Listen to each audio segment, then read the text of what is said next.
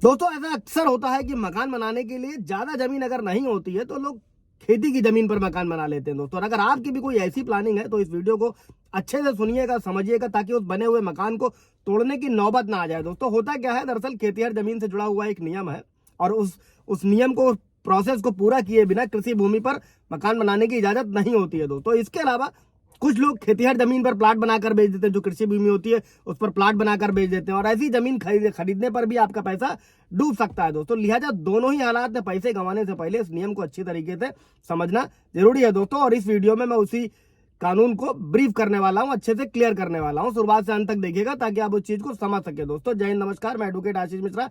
Like कर दीजिएगा, share कर दीजिएगा, सब्सक्राइब कर दीजिएगा, ताकि ये इन्फॉर्मेशन और लोगों को मिल सके। किसी भी तरीके का किसी का भी पैसा डूबने ना पाए अगर कोई भी जमीन खरीदने जा रहा है या किसी जमीन पर मकान बनाने जा रहा है दोस्तों।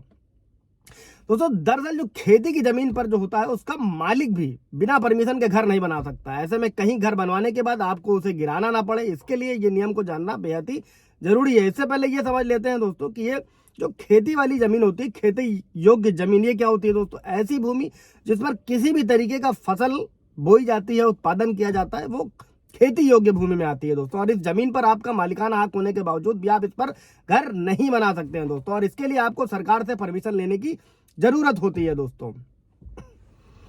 तो अब दोस्तों अगर आप भी किसी खेती की जमीन पर घर बनवाने ले जा रहे हैं दोस्तों, घर बनवाने जा रहे हैं, तो उसमें क्या करना चाहिए दोस्तों? अगर आप खेती की जमीन पर घर बनाना चाहते हैं तो सबसे पहले उसका कन्वर्जन कराना होता है, उसके बाद में ही आप खेती की भूमि पर अपना घर बना सकते हैं दोस्तों।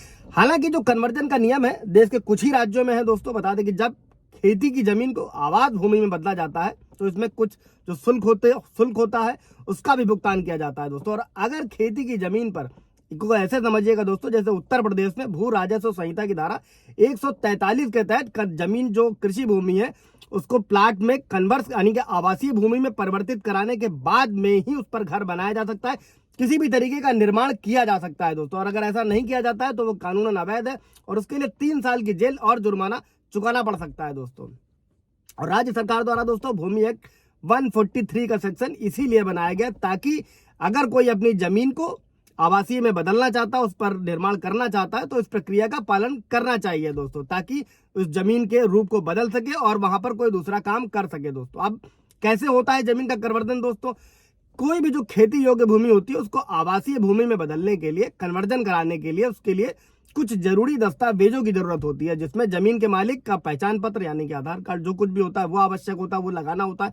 इसके साथ में ही जो फसल का रिकॉर्ड होता है, किराएदारी होता है, मालिकाना हक भी दिखाना जरूरी होता है दोस्तों। वहीं अगर आपसे लैंड यूटिलाइजेशन प्लान है तो वो है, सर्वे मैप है, लैंड रेवेन्यू की रसीद भी मांगी जाती है। इसके अलावा अगर उस जमीन पर कोई बकाया राशि है, कोई बंधक है, मतलब बैंक में लोन ले रखा है, या फिर कोई मुकदमा नहीं होना चाहिए दोस्तों, तब जाके ये कृषि योग्य भूमि कन्वर्ट होती है आवासीय भूमि, जिस पर आप किसी भी तरीके से निर्माण करा सकते हैं दोस्तों। इस वीडियो को शेयर करिएगा ज्यादा से ज्यादा, ताकि कोई भी प्लाट या जमीन खरीदने जा रहा है या निर्माण कराने जा रहा है तो वो इन चीजों को जान सके। और इस पर मैं अगला वीडियो पूरा ब्रीफ करने वाला हूं दोस्तों, जिसमें बताया जाएगा कि जमीन खरीदने से पहले कौन कौन से पेपर हमें चेक करने चाहिए दोस्तों।